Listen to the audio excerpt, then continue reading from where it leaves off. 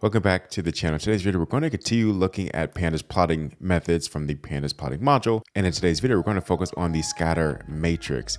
This allows us to plot multiple quantitative variables, and we can do this directly from our Pandas data frame. Let me show you. If you look at the documentation, we see we have, again, within our Pandas plotting module, we have our scatter matrix. The first argument here is the data frame, and we have a host of other arguments we can involve, including other keyword arguments, and I'll show you that in our notebook. So for this demonstration, we're going to use the iris dataset, which has our 4 quantitative variables, our sepal length and width, and our petal length and width. And then for the class column, we have this name, which gives us our 3 species of iris flower. So to begin, let's look at our Pandas plotting module, and we will then go to the scatter matrix.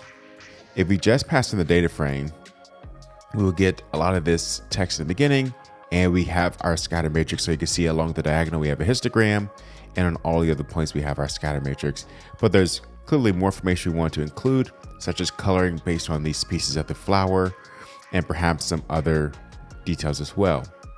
And so with this, we don't have a color argument built into here. We have to recognize this keyword arguments, in which case we can pass the color. Now, if we were to just pass color as C, as you would with matplotlib pyplot, and then just the name column, this does not work. We get a value error. So I will show you how we can work around this value error. To do so, let's first create a map, a color map.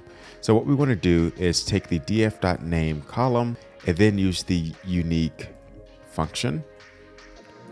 And when we do this, you see we have an array of our 3 unique species. And what I oftentimes do is create a dictionary by zipping together those species names and perhaps the colors we want. So let's just say red, blue, and gray. And by zipping this dictionary, we will create this color map that we can use to now color our plot. And so let's call this color map. We will save that there. So the next thing we're going to do is apply the color map to our data frame. So to do that, we could just pass the df.name and map, and then just pass in CMap. When we look at this, this is now the array we want to pass into our C argument in this scatter matrix.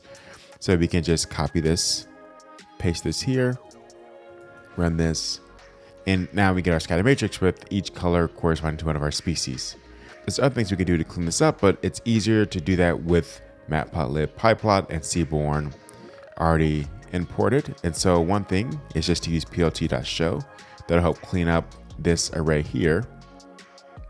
And then we have all the other styling that come from seaborn, such as sns.set style or set theme. Let's use that instead.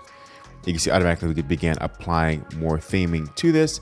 We don't necessarily need to, but you can see how we could use the pandas.plotting scatter matrix and then incorporate seaborn and matplotlib as part of our aesthetic. Now, again, one of the key watchouts is recognizing this keyword arguments, which come from the matplotlib library. So if you are trying to use pandas.plotting scatter matrix, you will have to have some familiarity with matplotlib, but very likely you already do. In any case, I'll see you in the next video. Peace.